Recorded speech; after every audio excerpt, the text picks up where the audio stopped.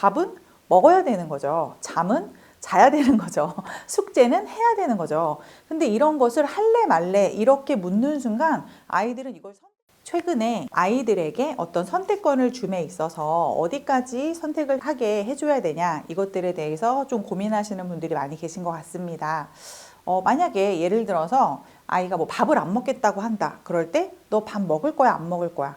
근데 사실 이런 루틴에 대한 아이들의 뭐 생존에 대한 부분은 선택에 대한 부분이 아니잖아요. 밥은 먹어야 되는 거죠. 잠은 자야 되는 거죠.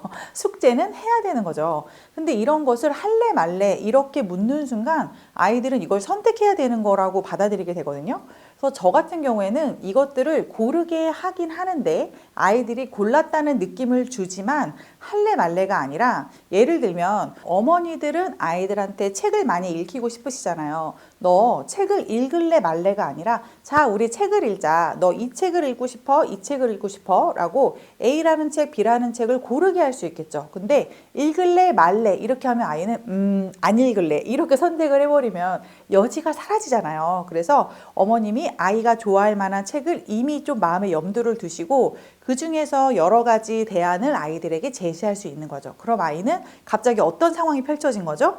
이 중에 뭐를 읽지? 라는 걸로 생각이 전환되는 거죠. 그래서 읽을래 말래 라는 이렇게 극단적인 선택보다는 우리 책을 읽을 건데 너는 어떤 게 좋아? 라고 긍정적으로 선택할 수 있는 방향으로 이끌어 주시는 게 중요합니다. 근데 아이가 이제 뭐 사춘기가 지나서 자기의 인생에 중요한 결정을 해야 될 때는 아이에게 그런 결정권을 넘겨줄 수 있지만 지금 이제 초등 저학년까지는 어머님이 어떤 큰 바운더리 안에서 결정권을 가지시고 아이들에게 선택하게 해야 아이들이 오히려 안정적인 느낌을 가져갈 수 있다고 생각해요. 그래서 너무 자율적으로 맡겼을 때 아이들을 오히려 불안해하고 무엇이 나에게 최선인지 아직 모르는 상태에서 결정권이 갑자기 주어지게 되면 아이들이 조금 더 혼란스러워하고 어머니들은 네가 결정해놓고 왜 이렇게 됐어? 라고 서로 탓을 하는 어머니가 오히려 이제 어린이처럼 네가 그렇게 한댔잖아. 너가 입는다고 했잖아. 네가 안 먹는다고 했잖아. 이런 식으로 약간 대치가 되는 상황이 되면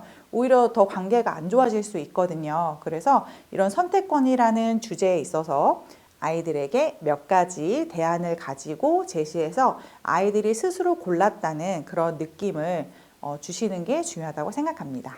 사실 우리 아이에게 무엇이 필요하고 무엇이 가장 좋은지는 우리 어머니들이 가장 잘 알고 있습니다. 그래서 어머니들의 결정을 믿으시고 어머니들이 주는 선택지 안에서 아이들이 좋은 결정을 할 수 있도록 인도해 주시는 것도 중요합니다. 그래서 너무 아이들의 의견을 존중하시려다가 산으로 가는 경우들이 있어요. 그래서 아이들에게 한 두세 가지 정도 혹은 더 많더라도 어머니가 아이에게 가장 좋은 길을 제시하고 있다는 그런 믿음을 잃지 않으셨으면 좋겠습니다.